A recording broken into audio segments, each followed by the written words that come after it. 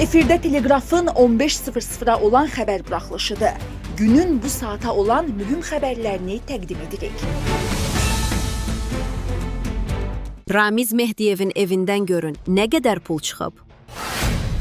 Ramiz Mehdiyevin evində keçirilən əməliyyatın görüntüləri Dövlət Təhlükəsizliyi Xidməti Boz kardinalın şok səs yazısını yaydı. Qənimət Zayidovun xarici ölkələrin xüsusi xidmət orqanları ilə danışığının səs yazısı yayıldı. Əli Kərimli, ASTV və Milli Məclisin binalarını ələ keçirməyi tapşırıb. Birinci Prezident Administrasiyasının sabiq rəhbəri Ramiz Mehdiyev 2025-ci il tarixinədək olan müddətdə cinayət yolu ilə əldə edilmiş 17 milyon manatdan artıq pul vəsaitini legallaşdırıb. Bu barədə Dövlət Təhlükəsizliyi Xidmətinin məlumatında qeyd edilib. Dövlət Təhlükəsizliyi Xidmətinin yaydığı videoda keçmiş administrasiya rəhbərinin evində aparılmış əməliyyatın görüntüləri də yer alıb. Bildirilib ki, Ramiz Mehdiyev 2025-ci ilin avqust-sentyabr aylarında dövlət hakimiyyəti əleyhinə gizli plan və fəaliyyət istiqamətlərini özündə ehtiva edən Dövlət İdarəetmə Sisteminin yenidən qurulması haqqında təkliflər başlığı altında müvafiq xarici dildə hazırladığı yazılı materialı köməkçisi Əmirov İldar Qurbanoğlu və digərləri vasitəsilə həmin sənəddə nəzərdə tutulan məsələlərin birgə razılaşdırılması məqsədi ilə 27 sentyabr 2025-ci il tarixində Əli Kərimliyə təqdim etmiş. 2025-ci ilin oktyabr ayının 3-də sözü gedən yazının yekun redaktə olunmuş nüsxəsini qabaqcadan şəxsən əlaqə saxladığı xarici dövlətin xüsusi xidmət orqanlarının rəhbər vəzifəli şəxslərinə faktiki sahibi olduğu Şərq-Qərb SC-nin əməkdaşları vasitəsilə göndərmiş, qeyd olunan göndəriş texniki olaraq fiksə edilib. Bu əməlləri ilə Ramiz Mehdiyev dövlət hakimiyyətinin xarici xüsusi xidmət orqanlarının köməyi ilə ələ keçirilməsi və konstitusiya quruluşunun zorla dəyişdirilməsinə yönələn hərəkətlər etmiş. Xarici dövlətin nümayəndələrinə Azərbaycan Respublikasının dövlət təhlükəsizliyi maraqlarına zidd kömək etməklə dövlətə xəyanət edib. Prezident Administrasiyasının sabiq rəhbəri Ramiz Mehdiyevin evində Dövlət Təhlükəsizliyi Xidməti tərəfindən keçirilən əməliyyatın görüntüləri yayılıb. Bu barədə Dövlət Təhlükəsizliyi Xidmətinin bugün yaydığı məlumatda qeyd olunub. Həmin görüntüləri təqdim edirik.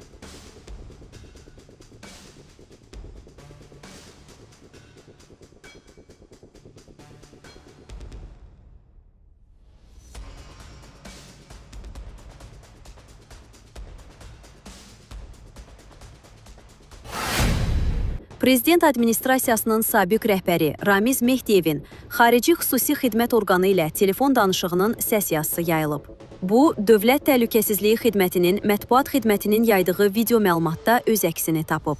Mehdiyev əsasən rus dilində danışdığı şəxslərə Azərbaycanda dövlət idarəçiliyi sisteminin yenidən qurulması ilə bağlı təklifi olduğunu deyir.